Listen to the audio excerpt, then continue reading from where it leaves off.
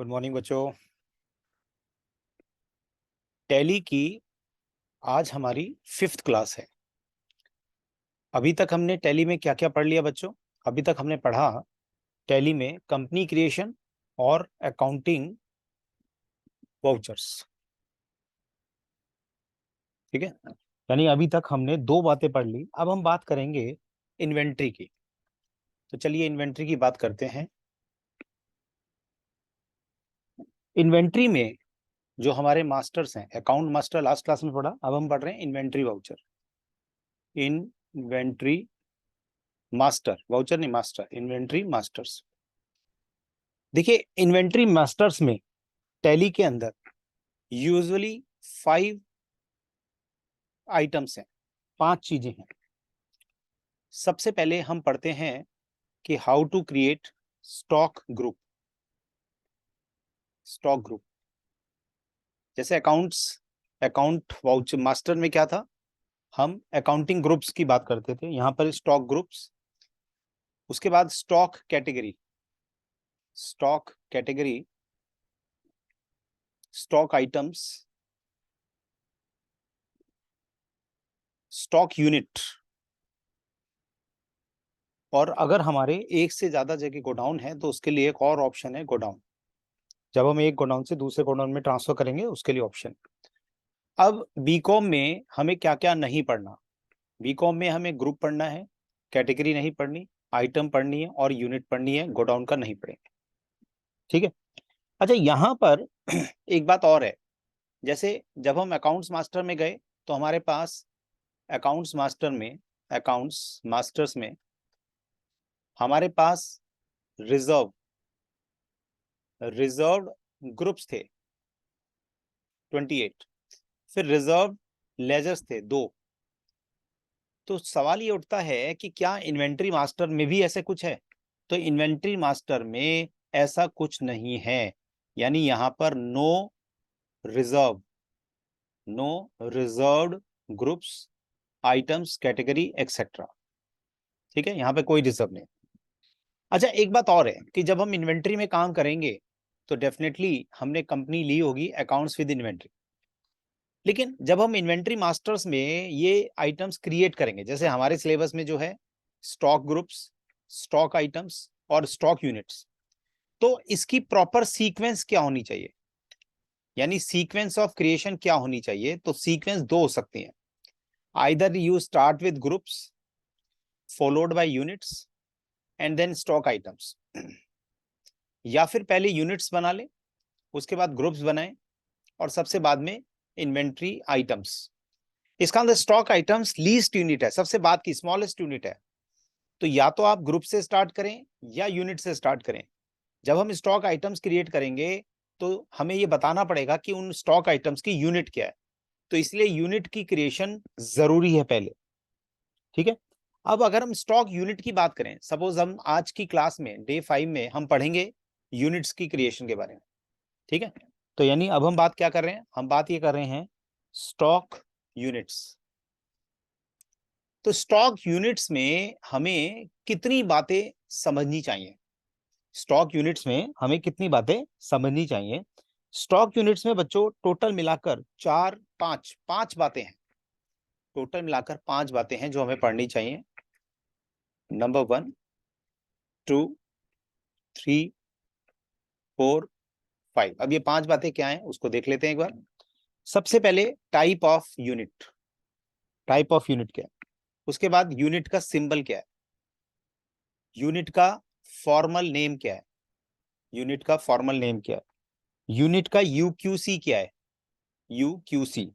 UQC का मतलब है यूनिट क्वांटिटी कोड। जब आप जीएसटी में काम करेंगे तो जीएसटी में इसमें एंटर करना जरूरी है, तभी काम बनेगा। और लास्ट में आता है number of decimal places. Number of decimal places, ये 5 बातें आपको पढ़नी है। अगर हम टाइप की बात करते हैं तो टाइप का मतलब है कि आपकी 3 टाइप हो सकती हैं, सिंपल है, कंपाउंड है, और या फिर तीसरी होती है ऑल्टरनेट यूनिट। Alternate unit. ठीक है। अगर हम देखें तो बाय डिफॉल्ट टाइप में बाय डिफॉल्ट आपको मिलेगा सिंपल। सिंपल का मतलब है एक ही यूनिट है। सिंपल का मतलब है एक ही यूनिट है, चाहे वो नंबर में है, चाहे वो पीसेस में है, चाहे किलोग्राम में है, ठीक है, चाहे टन्स में है, चाहे बॉक्सेस में है, चाहे रोल्स में है, किसी में भी एक ही है। और कंपाउंड का मतलब क्या है? कंपाउंड का मतलब है कि जहां पर दो सिंपल यूनिट्स हैं। जैसे कंपाउंड का क्या है? जैसे अगर आप डजन में भी काम करते हैं और 12 यूनिट्स भी हो गई उनकी, तो यानी इसमें दो यूनिट हो गई, एक डजन हो गई और एक यूनिट हो गई, एक नॉर्मल यूनिट हो गई, क्वांटिटी हो गई, नंबर हो गई, 12 नंबर्स। तो इसमें दो सिंपल यूनिट्स का कन्वर्जन फैक्टर हमें बताना पड़ता है। और ऑल्टरनेट यूनिट्स का मतलब है एक ही स्टॉक आइटम की डिफरेंट यूनिट्स को कंसीडर करना। तो हमें तो सिर्फ सिंपल यूनिट्स की बात करनी है, तो हम सिंपल यूनिट्स की बात करेंगे। ठीक है, आइए जरा इधर आ जाएं आज का डे 5 में। तो आज डे 5 में इन्वेंट्री मैनेजमेंट इन टैली प्राइम में हम बात करेंगे क्रिएशन ऑफ स्टॉक यूनिट्स।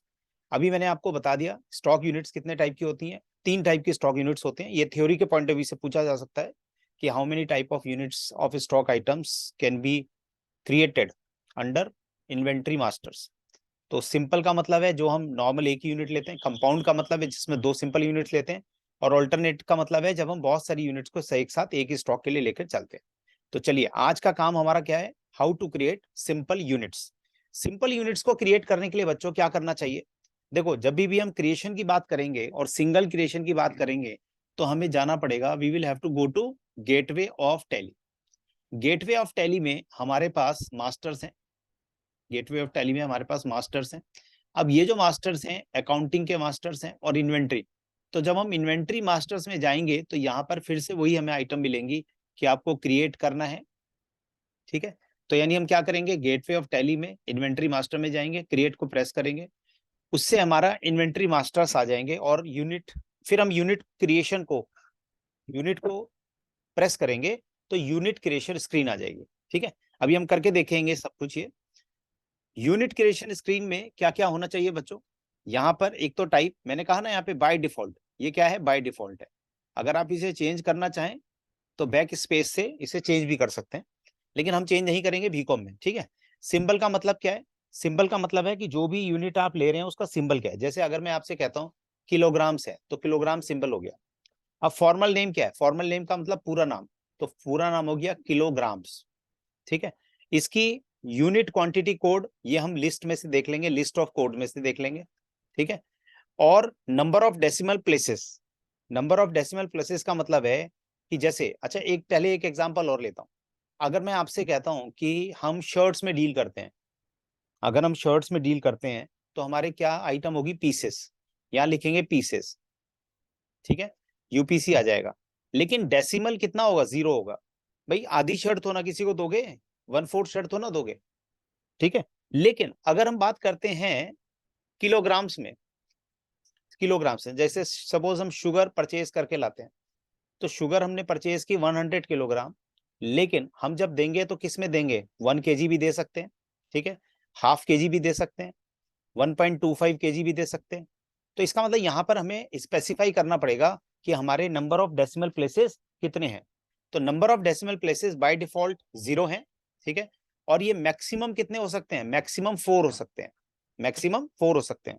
लेकिन एक बात याद रहे, अगर आप unit number of decimal places को, अगर आप नंबर ऑफ डेसिमल प्लेसेस को लिख लेते हैं एक बार, जैसे सपोज आपने फिक्स कर लिया 3 और उसके बाद आप इसे बाद में रिड्यूस करना चाहते हैं, तो याद रखना you can increase decimal places, you can increase decimal places but can not reduce, but can not reduce. ठीक है, वैसे हमारे एग्जाम में तो पीसेस वाला ही क्वेश्चन होता है नॉर्मली, लेकिन अगर प्रैक्टिकली काम करते वक्त आप करते हैं तो नंबर ऑफ डेसिमल प्लेसेस को आप 2 रखना चाहिए।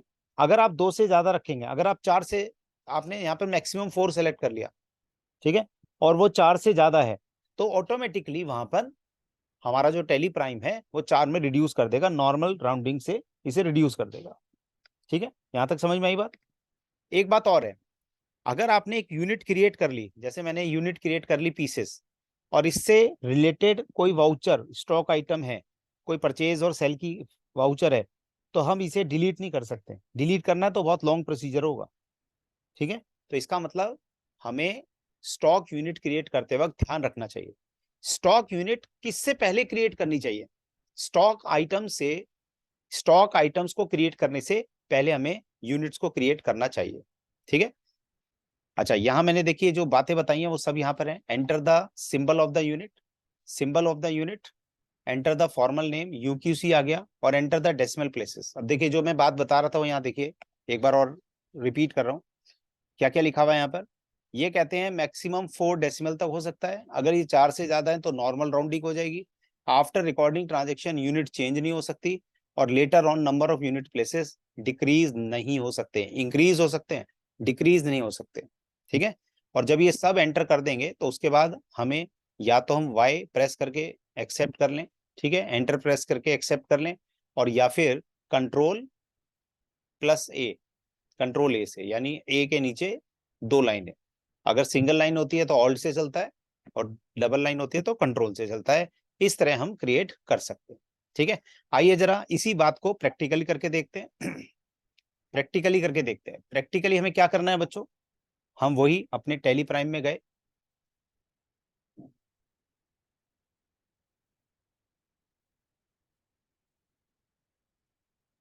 अच्छा टैली प्राइम में एज यूजुअल हम स्टार्ट किस में करेंगे, we will continue in educational mode. अब देखिए यहाँ पर मास्टर्स में हमारे पास इन्वेंट्री के मास्टर्स चाहिए, ठीक है, इन्वेंट्री के मास्टर चाहिए। क्या यहाँ पर हमारे पास जो कंपनी बनी हुई है उस कंपनी में इन्वेंट्री है?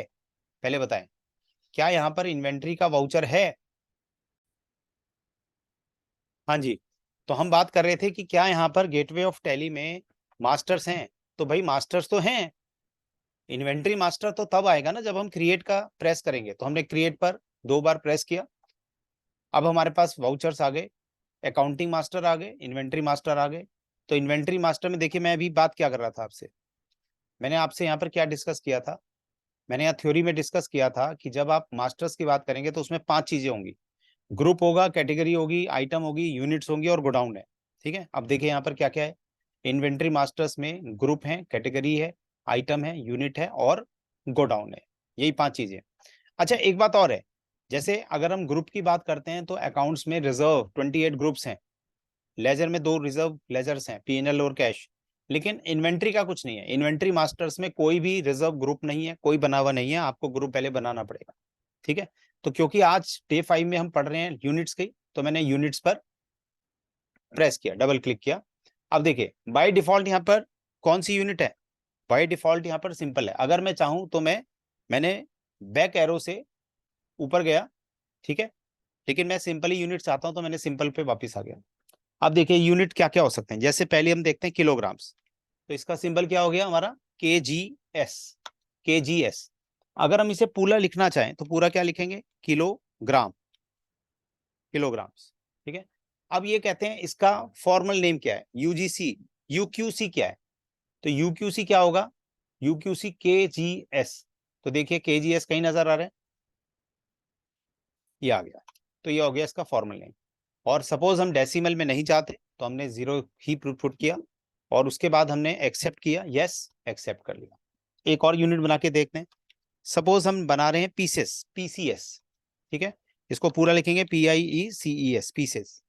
फिर इसका कोड देखते हैं, कोड में देखिए पी में हमारा पीसेस में है, कोई पीसेस में है, यस, पी प्रेस किया, पीसेस में आ गया हमारा पीसेस। ठीक है। और यहाँ पर भी 0, और ये एक्सेप्ट हो गया। ठीक है। इसी तरह बच्चों कुछ भी हो सकता है, जैसे मीटर, MTR, मीटर MTR, ठीक है, METERS, मीटर्स।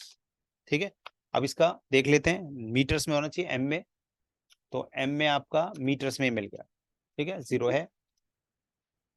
इस तरह से हम इन्वेंट्री, इस तरह से हम स्टॉक यूनिट्स को क्रिएट करते हैं। मेरे ख्याल में बात समझ में आ गई होगी। अच्छा एक बात और देखते हैं, अगर मैं चार्ट ऑफ अकाउंट्स में जाता हूं, चार्ट ऑफ अकाउंट्स में यूनिट्स में यहां पर जाता हूं, ठीक है, और अब मैं सोचता हूं कि मैं यहां पर क्रिएट करूं, अब मैं सोचता हूं यहां पर यूनिट्स में क्रिएट करूं, तो क्या यहां पर यूनिट्स, कितनी यूनिट्स हमने क्रिएट की थी, क्या यहाँ पर अवेलेबल है, बिल्कुल अवेलेबल है। कौन कौन सी, किलोग्राम है, मीटर है और पीसेज है।